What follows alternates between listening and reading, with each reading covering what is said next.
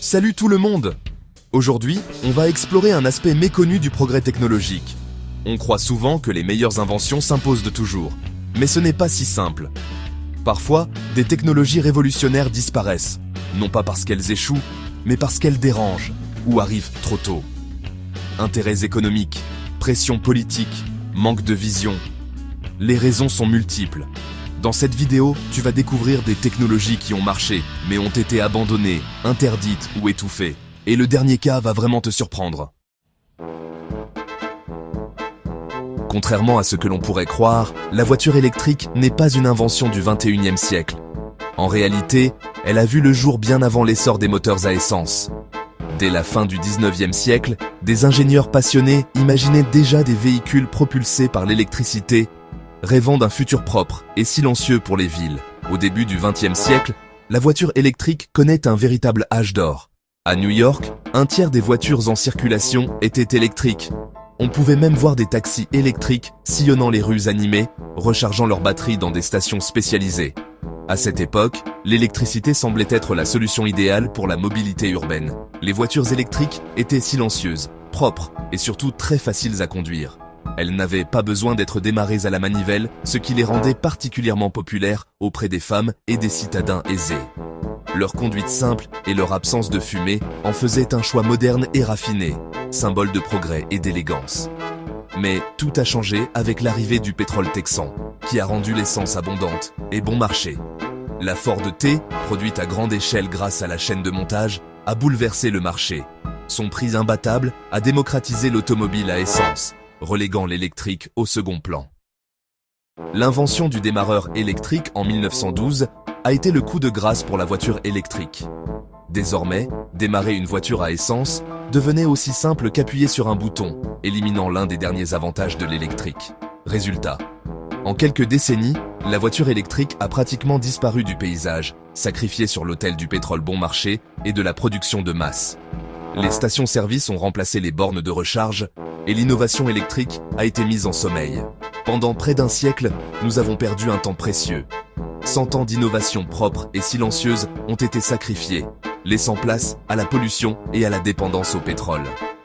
Aujourd'hui, alors que la voiture électrique fait son grand retour, on ne peut s'empêcher de se demander à quoi ressemblerait notre monde si cette révolution n'avait jamais été interrompue. Imaginez un téléphone que vous n'avez jamais besoin de recharger. Pas de câble à chercher, pas de batterie à surveiller, pas d'angoisse de tomber en panne au mauvais moment. Juste un appareil, posé sur une table, prêt à fonctionner à tout instant, année après année. Dans les années 60, les ingénieurs visionnaires des Bell Labs ont conçu un téléphone révolutionnaire, alimenté uniquement par la ligne téléphonique. Pas besoin de prise électrique, ni de piles. L'énergie venait directement du réseau, transmise par de simples fils de cuivre qui reliaient chaque foyer aux centrales téléphoniques. Ce système ingénieux garantissait une fiabilité exceptionnelle. Même lors des pires tempêtes ou des coupures de courant généralisées, le téléphone continuait de fonctionner. Il était le lien vital avec le monde extérieur, un outil de sécurité et de communication sur lequel on pouvait compter, quoi qu'il arrive. Ces téléphones étaient conçus pour durer. Robustes, simples, ils traversèrent les décennies sans faillir. Pas d'obsolescence programmée, pas de pièces fragiles à remplacer tous les 2 ans. Certains fonctionnent encore aujourd'hui, témoins d'une époque où la durabilité était la norme. Mais tout a changé avec l'arrivée des téléphones portables et du numérique. La mobilité est devenue reine. Les fonctionnalités se sont multipliées. SMS, appareils photo, Internet. Mais cette révolution a eu un prix. Les batteries sont devenues indispensables et leur durée de vie limitée a imposé un nouveau rythme de consommation.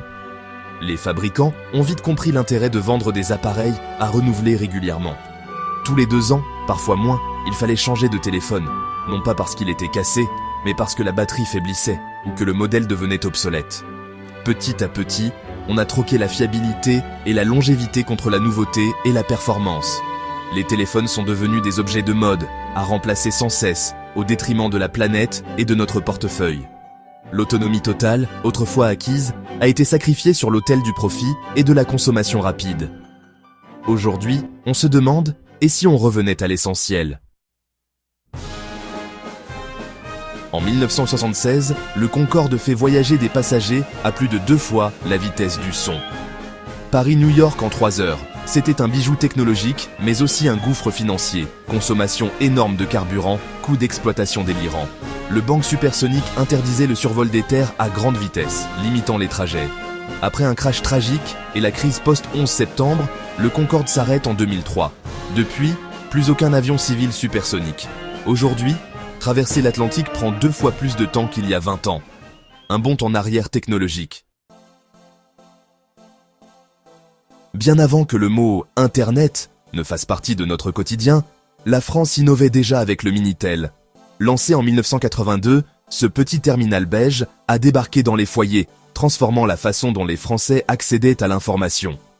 On pouvait réserver des billets de train, consulter la météo, chercher un numéro de téléphone ou même chatter avec d'autres utilisateurs, le tout depuis son salon, bien avant l'arrivée du web. Pour beaucoup, c'était une première expérience du numérique, une fenêtre sur un monde connecté qui semblait futuriste à l'époque. Distribué gratuitement par l'État, le Minitel a rapidement équipé des millions de foyers français. Il a permis à toute une génération de se familiariser avec les usages numériques, bien avant que l'ordinateur personnel ne devienne courant. Les services étaient variés, petites annonces, messagerie, banque, achats à distance, un véritable précurseur de l'Internet moderne, qui a fait entrer la France dans l'ère du numérique. Mais ce succès avait un revers. Le Minitel était un système fermé, entièrement contrôlé par France Télécom. Les services étaient centralisés et l'innovation restait limitée à ce que l'opérateur autorisait. Cette approche centralisée a fini par freiner son évolution, alors que le monde s'ouvrait à de nouvelles technologies. Pendant que le Minitel prospérait en France, Internet, ouvert et mondial, explosait ailleurs. Les États-Unis, puis le reste du monde, adoptaient un réseau sans frontières où chacun pouvait créer et partager librement. La France, elle, restait attachée à son modèle unique, sans voir venir la vague du web. Quand le web est enfin arrivé en France, le Minitel semblait déjà d'un autre temps. Les possibilités offertes par Internet étaient infiniment plus vastes, et le vieux terminal ne pouvait plus suivre le rythme de l'innovation mondiale. L'État, longtemps fier de son avance, a tardé à changer de cap. Ce qui avait été une prouesse technologique s'est transformé en retard, la France devant rattraper le train du numérique mondial. Après 30 ans de bons et loyaux services, le Minitel a été officiellement débranché en 2012. Un symbole d'une époque révolue, mais aussi d'une incroyable aventure collective. Le Minitel restera dans l'histoire comme une révolution, qui n'a pas su évoluer avec son temps, mais qui a ouvert la voie à l'Internet pour toute une nation. Nikola Tesla rêvait d'alimenter le monde sans fil, gratuitement, grâce à sa tour de Wardenclyffe. Il voulait transmettre l'électricité à distance, accessible à tous, sans câble. Il a prouvé que c'était possible à petite échelle, mais son projet a été stoppé net. Pourquoi ? Impossible de rentabiliser une énergie gratuite. Pas de compteur, pas de profit. Les investisseurs se sont retirés. La tour a été détruite et Tesla est mort ruiné. Aujourd'hui, la recharge sans fil existe, mais sur quelques centimètres seulement. Le rêve d'une énergie mondiale et gratuite a été enterré. La visioconférence existe depuis les années 60. AT&T a lancé le Picture Phone, un téléphone avec écran. Techniquement, ça marchait, mais c'était un échec commercial. Trop cher, trop contraignant. Il fallait rester devant l'appareil, et l'idée d'être vu gênait les gens. Les mentalités n'étaient pas prêtes. L'intimité du téléphone était perdue. Il a fallu attendre Internet, les webcams et l'évolution des usages pour que la visio s'impose. Le Picture Phone était une bonne idée, arrivé trop tôt. Une innovation qui a dû attendre son heure. On rêve tous de batteries qui durent des semaines et se rechargent en secondes. Des prototypes révolutionnaires existent, lithium-soufre, état solide. Mais aucune n'a percé. Le passage du labo à la production de masse est un gouffre. Fiabilité, coût, sécurité, tout coince à grande échelle. Les géants du secteur ont investi des milliards dans le lithium-ion, difficile à remplacer. Les nouvelles batteries ne sont pas supprimées, mais freinées par des obstacles industriels et économiques. Les promesses sont là, mais la réalité industrielle est impitoyable. La révolution attend toujours. Rouler à l'air comprimé, c'était le pari de Guy Nègre et Tata Motors dans les années 2000. Zéro émission, plein rapide, air plus propre en sortie qu'à l'entrée. Mais l'autonomie restait très faible, les réservoirs lourds et le rendement global décevant. Face à la montée des batteries électriques, le projet a perdu de son attrait. Tata a mis le projet en sommeil.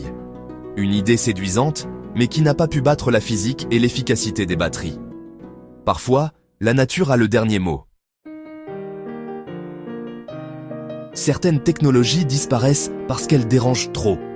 Le moteur à eau de Stanley Meyer, par exemple, promettait de rouler à l'eau, mais a été qualifié de fraude. D'autres, comme les thérapies du Dr Rife, ont été détruites ou interdites, accusées de menacer des intérêts puissants. Parfois, ce n'est pas la technique qui bloque, mais l'argent, le pouvoir, la politique. Le progrès n'est jamais neutre, il est façonné par ceux qui ont le plus à perdre ou à gagner. Beaucoup d'innovations sont enterrées si elles menacent le statu quo. À nous de rester curieux et critiques. Voilà, fin de ce voyage dans le cimetière des technologies oubliées. On a vu que l'histoire du progrès est pleine de détours, d'échecs et de choix dictés par l'économie ou la politique. Ces exemples nous invitent à réfléchir. Quelles idées brillantes sont aujourd'hui mises de côté? Si la vidéo t'a plu, like, abonne-toi et partage en commentaire la technologie que tu aurais aimé voir perdurer. Merci d'avoir regardé jusqu'au bout. À très bientôt pour de nouvelles découvertes.